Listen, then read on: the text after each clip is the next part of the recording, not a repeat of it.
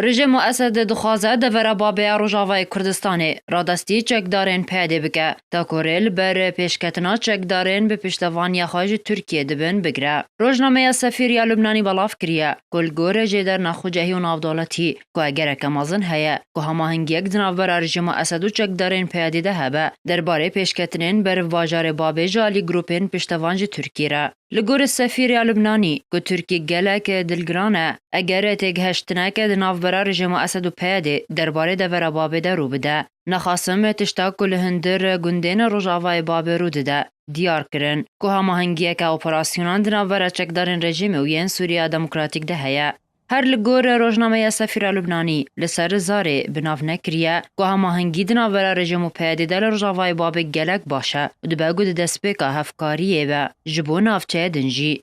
هر دوی درباره ده روزنامه الوطن یا بسر رژیم اسد و بلاف کریه که ترکیه بلز دخوازه ده ور بابه کنترل بکه بری طلو هف کرن دنابر روسیه و ریوبریانوی امریکی ده رو بده. هماهنگی را دستگیرن نافچین روجاوای کردستانی جبو پارتیا پیاده جالی رژیمه و نجاره یکمه ده هاوینا سال 2012 دجی رژیم اسد خواجی گلک نافچین روجاوای کردستانی وکشاند و او نافچه را دستی پارتیا پیاده کر و جویدمی و پارتیا پیاده بو وکالت لشینا رژیمه نافچین روجاوای کردستانی بریوه دبه و پیاده جی ریل بر همو چالاکی و پارتین کردی مینا رژیمه دگره.